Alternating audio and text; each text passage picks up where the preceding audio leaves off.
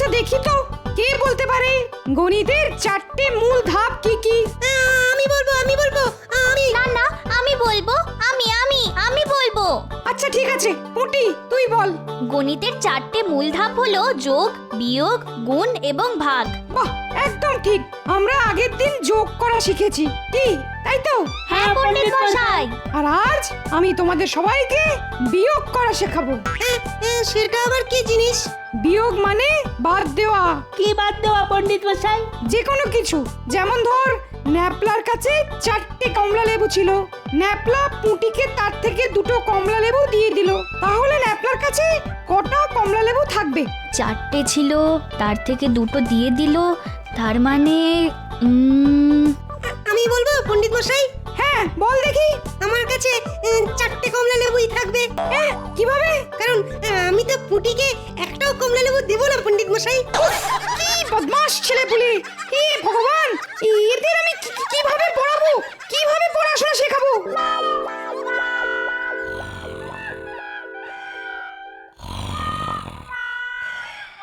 এই যে বলি, এই যে ওঠো, কি গো ঘুম থেকে ওঠো গো, এই ওঠো না, ওঠো। দূর দূর, এই লোকটাই যে কত ঘুমোতে পারে তা ভগবানই জানেন।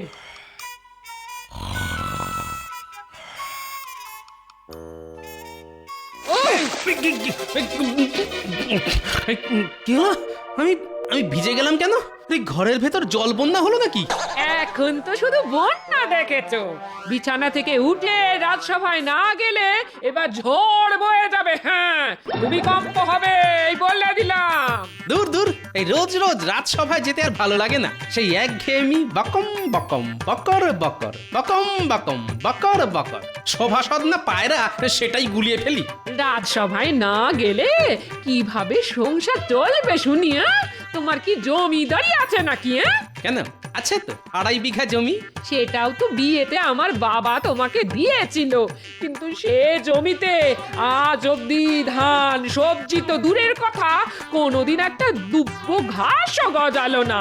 আমার কপালটাই খারাপ। কি দেখেছে তোমার সাথে আমার বিয়ে দিয়েছিল কে জানে। কি করব বলো? চাষের জন্য তো জমিতে লাঙল দিতে হবে, তার জন্য আবার লোক ভাড়া করার খরচ লাগবে। এমনিতেই সংসারের এত খরচ। তোমার দ্বারা কিছুই হবে না, কিছুই হবে না। আমার বাবার দেওয়া জমিটা ওরকমই ফেলে রাখো, ফেলে রাখো। আচ্ছা আচ্ছা, ঠিক আছে ঠিক আছে, দেখছি কি করা যায়। উফ, পণ্ডিত মশাই, আজ আমাদের একটা গল্প বলুন না। সেই তো কখন থেকে পড়াশোনাই করছি। হ্যাঁ পণ্ডিত মশাই, গল্প শুনবো, আমরা গল্প শুনবো। ও, গল্প শুনবি? আচ্ছা ঠিক আছে, শোন। আজ তোদের গুপ্তধনের গল্প বলবো। আজ থেকে প্রায় 500 বছর আগেকার কথা। এক প্রত্যন্ত গ্রামে পাঁচকুড়ি নামের একজন গরিব চাষি ছিল। সেই চাষির পরিবারে চাষি ছাড়া চাষির স্ত্রী আর চাষির 2 ছেলে আর 1 মেয়ে ছিল। বাহ, আমার বাবা তো চাষ করে, আমরাও 2 ভাই 1 বোন। পরপর 2 বছর তেমন বৃষ্টি না হওয়ায় চাষের কাজও ভালো হয়নি। গ্রামের সব চাষিরা ভীষণ অর্থকষ্টে ভুগছে। এমন সময় একদিন ওই পাঁচকুড়ি তার চাষ জমিতে মাটি খুঁড়তে গিয়ে একটা পিতলের ঘড়া পায়। সেই ঘড়ার ভিতরে ছিল ভর্তি মোহর। সেই গুপ্তধন পাওয়ার পর ওই চাষির অর্থকষ্ট আর থাকে না। সেই গরিব চাষি রাতারাতি রাজা হয়ে গেল, আর তার সমস্ত অর্থকষ্ট চলে গেল। এটা তো একজন চাষির কথা বললেন, আর গ্রামের বাকি চাষিদের কি হলো? ওই পাঁচকুড়ি রাজা তার গ্রামের বাকি চাষিদেরকেও তার পাওয়া গুপ্তধনের থেকে কিছু কিছু মোহর দিল। তাদেরও দুঃখ কষ্ট থাকলো না। তারপর থেকে প্রজাদের সমস্ত দুঃখ কষ্ট সমস্যা দেখলেই রাজা তাদের সাহায্যের হাত বাড়িয়ে দিত। উফ, আমার বাবাও যদি এরকম গুপ্তধন পায় তাহলে আমার বাবারও কষ্ট থাকবে না। হি হি হি। কি হলো, আজ মন্ত্রী আসেনি কেন? মহারাজ দেখুন, আজ আমি ঘুম থেকে দেরি করে উঠেও রাজসভায় পৌঁছে গেছি, কিন্তু আমাদের মন্ত্রী মশাই এখনো পৌঁছয়নি। সেটাই তো দেখছি। আজ তো আশ্চর্য ব্যাপার ঘটে গেছে। গিন্নি, রাজসভায় চললাম। আচ্ছা এসো। ওহ, বাবা রে বাবা, আজকে রাজসভায় খুব দেরি হয়ে গেছে। ওমা, এ কি? তুমি আজ এরকম ছেঁড়া ফোড়া পোশাক পরে রাজসভায় যাচ্ছ কেন? এটা মহারাজের মন গলানোর জন্যে আমার নতুন কায়দা। তুমি বুঝবে না। যা বাবা। এই এতক্ষণে সময় হলো মন্ত্রী মশাইয়ের রাজসভায় আসার। তোমার মতো সারাদিন পায়ের ওপর পা তুলে বসে থাকলে তো চলে না। আমার সারাদিনে অনেক কাজ থাকে। কাজের ঠেলায় তো মনে হচ্ছে আজকাল অন্ধকার দেখছো, যে একটা ছেঁড়া ধুতি পরেই রাজসভায় চলে এসেছো।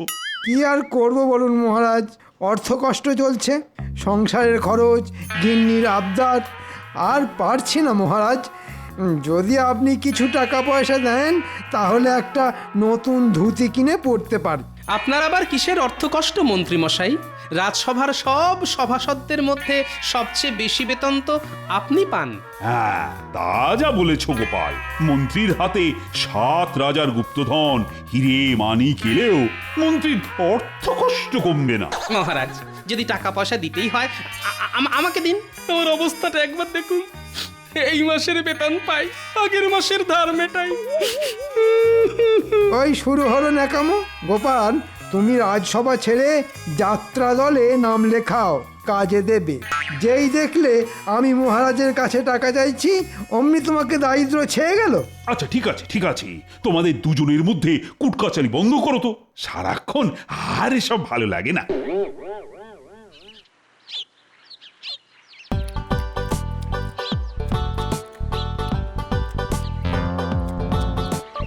গুনি গুনি, আরেকবারটি মুড়ি দিয়ে যাও না। সারাদিন তো আর কোনো কাজকর্ম নেই, শুধু মুড়ি খাও আর ভুঁড়ি বানাও। উহ, দেখো গিন্নি, এই ছোট্ট জীবনের তো মাত্র দুটো উদ্দেশ্য, বাঁচার জন্য খাওয়া আর খাওয়ার জন্য বাঁচা। সারা জীবন শুধু খাই খাই খাই খাই করেই মরলে, কিন্তু কি করে যে ভালো মন্দ খাবার জোগাড় হবে সেদিকে তোমার খেয়াল নেই গো। হ্যাঁ, সকালে কত করে বললাম একটু চাষ জমিটার দিকে খেয়াল দাও গো, খেয়াল দাও। কে কার কথা শোনে? আরে বাবা, সকালে বললাম তো দেখছি। বলি এটা কি জাদু নাকি? মুখ দিয়ে গিলি গিলি হকাস ফকাস ছু বললাম আর জমিতে চাষ হয়ে গেল। দাদু দাদু, আমরা চলে এসেছি। বাহ, এই তো তোদের জন্যই তো অপেক্ষা করছিলাম রে। দাদু, আজ কিন্তু আমাদেরকে গল্প বলতেই হবে। না না, রোজ আমি তোদের গল্প বলি, আজ তোরা আমাকে গল্প শোনাবি। আমরা তোমাকে গল্প শোনাবো? হ্যাঁ, কি আছে, যে কোনো গল্প যেটা তোরা জানিস কিন্তু আমি জানি না। কি গল্প বলি বলো তো? আরে এই পুটি, দাদুকেও ওই গুপ্তধনের গল্পটা শুনিয়ে দে না। আরে বাস, গুপ্তধন। হ্যাঁ দাদু, এক গ্রামে একজন গরিব চাষি ছিল। বহুদিন বৃষ্টি না হওয়ায়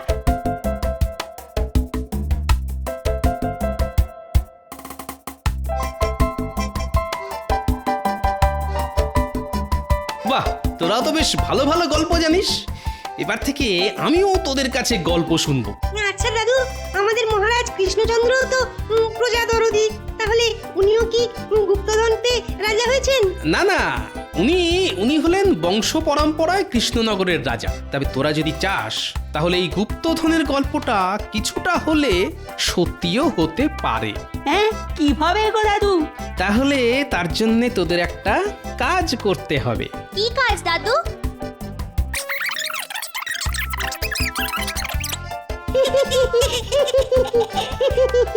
কথাটা মনে থাকে যেন। হ্যাঁ দাদু, মনে থাকবে।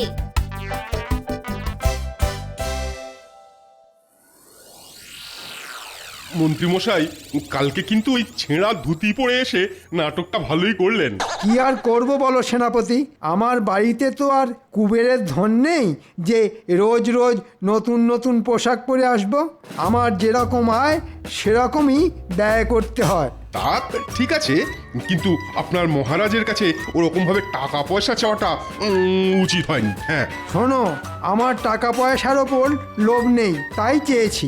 যদি লোভ থাকতো তাহলে চুপি সারে রাজ সিন্ধুক থেকে হাত সাফাই করে নিতাম।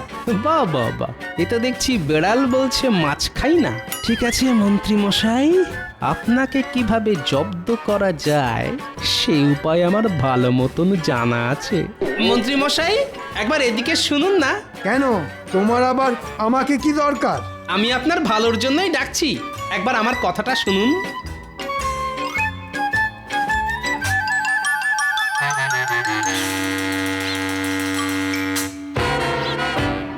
হ্যাঁ, কি বলবে বলো। আস্তে আস্তে, জানাজানি হয়ে গেলেই মুশকিল। কি বলতে চাইছো সেটা খোলসা করে বলো তো। শুনুন, রাজসভায় আসার সময় দেখলাম আপনার বাড়ির সামনে বটা, ঘটা আর ভগবান ঘুরঘুর করছে। বারবার আপনার বাড়ির দিকে তাকাচ্ছে আর চোখ ফিরিয়ে নিচ্ছে। তারপর আমাকে দেখতে পেয়েই ওরা আপনার বাড়ির সামনে থেকে সরে পড়ে। হ্যাঁ, সে কি? আমার বাড়ির সামনে ওদের কি দরকার? না, আমাকে এক্ষুনি বাড়িতে যেতে হবে। আচ্ছা গোপাল, তুমি আমায় এই কথাটা জানিয়ে বেশ ভালো করেছো। আমায় এক্ষুনি বাড়ি যেতে হবে।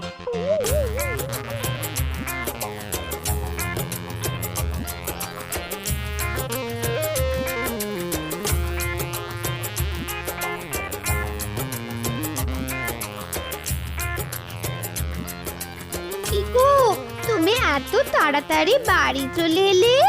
বাড়ির সামনে আজকাল দিনে দুপুরে অকারণে লোকজন ঘুরঘুর করছে, তোমাকে সাবধানে থাকতে হবে। আরে বাবা, কে ঘুরঘুর করছে সেটা তো বলবে। সেটা তোমার জন্য কাজ নেই। যাও, রান্নাঘরে যাও, ভালো মন্দ কিছু রান্না করো।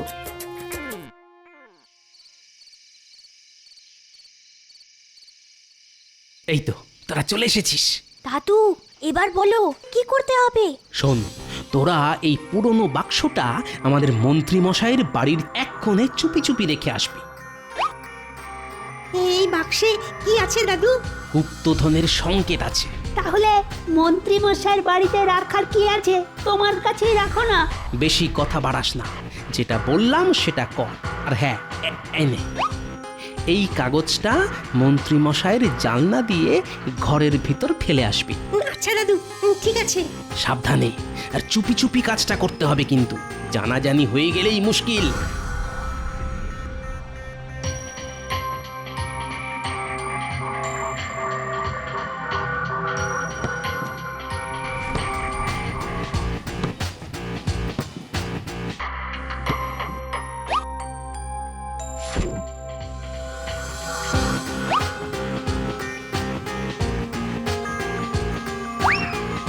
কে কে কে? কি গো, কি হলো? আমিও তো সেটা জিজ্ঞেস করছি, কি হলো?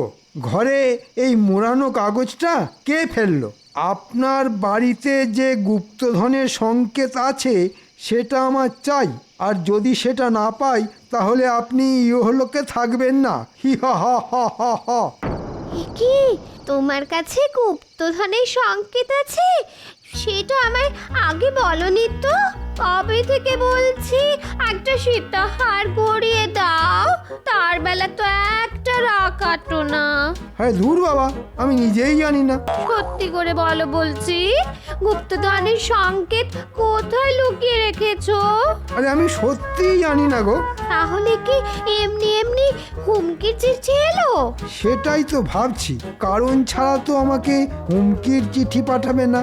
আমার বাড়িতে কোথাও না কোথাও নিশ্চয়ই এমন কিছু আছে যার জন্যে ওরা এই চিঠিটা পাঠিয়েছে। আমি এই ঘরে তন্ন তন্ন করে খুঁজছি, তুমি অন্য ঘরে খোঁজো।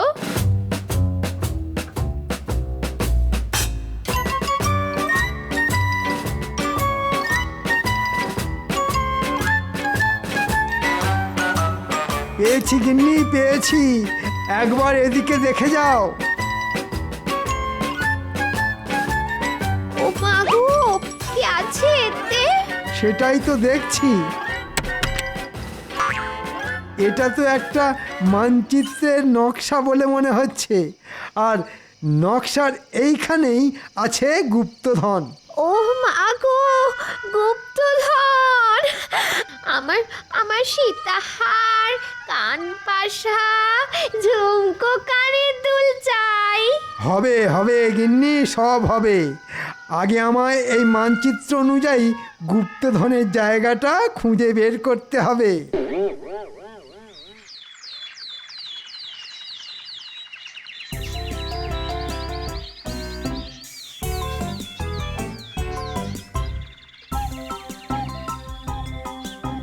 দাদু কালকে কাজটা করে দিয়েছি, এবার বলো গুপ্তধন কি পাওয়া যাবে?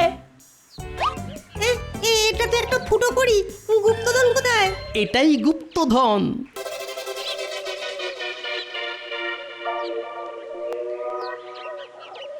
এ কি মানচিত্র অনুযায়ী তো গুপ্তধন গোপালের জমিতে রয়েছে।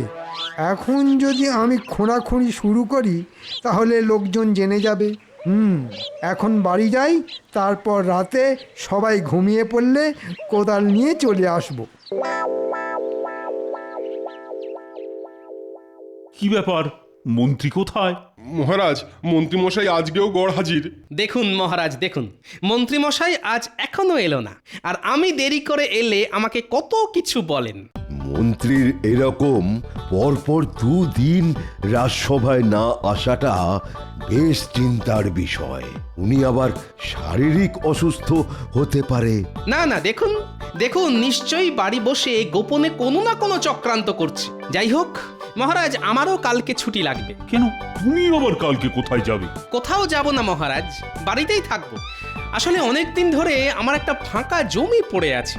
সেই জমি চাষযোগ্য করে তোলার জন্যে একটা ফুটো কড়ির বিনিময়ে একজন ঠিকে মজুরকে রেখেছি। আর সেই মজুর আবার রাতের বেলা ছাড়া কাজ করে না, তাই সারা রাত জেগে মজুরের কাজ দেখে তারপর কালকে সারা দিন ঘুমোবো। এমন কোনো আহাম্মক আমাদের রাজ্যে আছে নাকি যে একটা ফুটো কড়ির বিনিময়ে তোমার ফাঁকা জমি চাষযোগ্য করে দেবে? বিশ্বাস না হলে আপনি আজ রাতে আমার বাড়িতে চলে আসুন। আচ্ছা ঠিক আছে, ঠিক আছে, আজ রাতে তাহলে তোমার বাড়িতেই যেতে হচ্ছে দেখছি। কি মন্ত্রীমশাই তো আমার বাড়ির ওদিক থেকেই আসছে, তার মানে বোধহয় টোপ কিলেছে। কি মন্ত্রীমশাই, আজকে রাজসভায় এলেন না? না, মানে আমার একটু কাজ ছিল গোপাল। ওহো, আমি ভাবলাম আপনার বোধহয় শরীর খারাপ। যাই হোক, আমি চললাম, অনেক বেলা হয়ে গেল। হ্যাঁ গোপাল, এসো। তুমি তো জানো না, আজ রাতেই তোমার জমিতে লুকানো গুপ্তধন আমার হাতে আসবে। হ্যাঁ,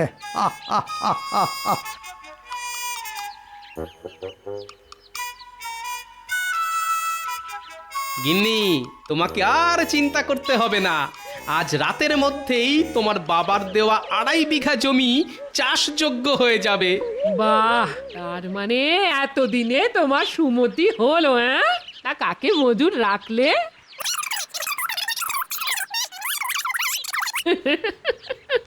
তোমার বুদ্ধির জবাব নেই। হ্যাঁ,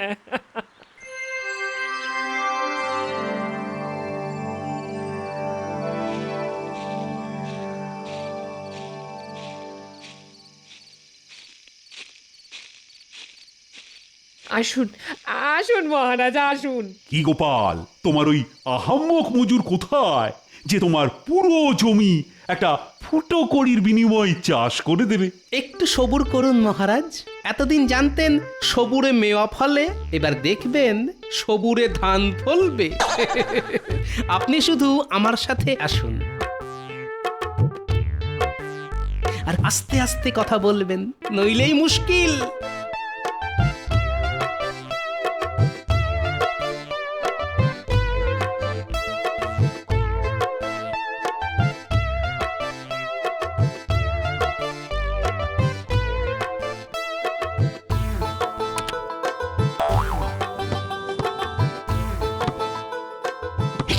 এ যে আমাদের মন্ত্রী। হ্যাঁ, এবার চুপচাপ মজাটা দেখে যান। মানচিত্র তো বলছে এখানেই গুপ্তধন আছে, কিন্তু গুপ্তধন কোথায়? না, এদিকটা একবার খুঁড়ে দেখি।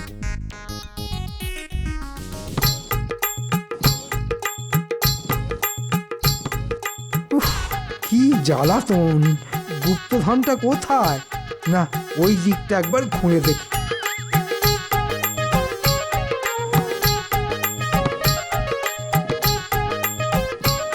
না, কোথাও কিছু নেই, কিন্তু ওটা কি?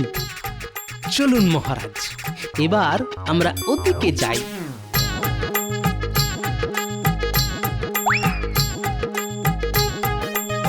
হ্যাঁ, এটা তো একটা ফুটো করি মাত্র। দেখলেন মহারাজ, আমার মজুর কিরকম একটা ফুটো কড়ির বিনিময়ে আমার পুরো জমিটা খুঁড়ে চাষযোগ্য করে দিল।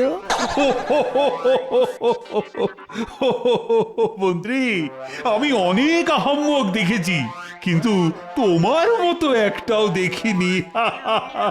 হ্যাঁ, তার মানে আমাকে ঠকানো হয়েছে? হ্যাঁ মন্ত্রী মশাই, আপনি গুপ্তধনের লোভে আমার ফাঁকা পড়ে থাকা জমিটা চাষযোগ্য করে দিলেন, তাও আবার একটা ফুটো কড়ির বিনিময়ে। এই পুরো পরিকল্পনাটাই আমার।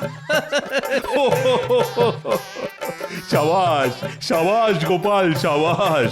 তোমার বুদ্ধির জবাব নেই। এই নাও গোপাল, তোমার বুদ্ধির পুরস্কার। এই টাকা দিয়ে তুমি তোমার জমিতে বীজ ধান বসাও। ধন্যবাদ মহারাজ। গোপাল, আমি তোমায় ছাড়বো না। তুমি আমায় এভাবে বোকা বানালে। কেন? একটা ফুটো কড়ি তো পেয়েছেন, ধরে নিন ওটাই আপনার কাছে গুপ্তধন।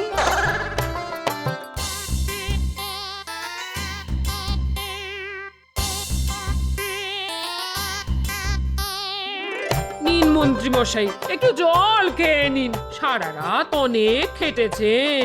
নিকুচি করেছে জলে। আরে ও মন্ত্রী মশাই, যাচ্ছেন কোথায়? আরেকটা ফুটো করি দিচ্ছি, আমার জমিতে বীজ ধান বসিয়ে দেবেন। ও মন্ত্রী মশাই, শুনুন শুনুন, এরকম রাগ করে চলে যাবেন না।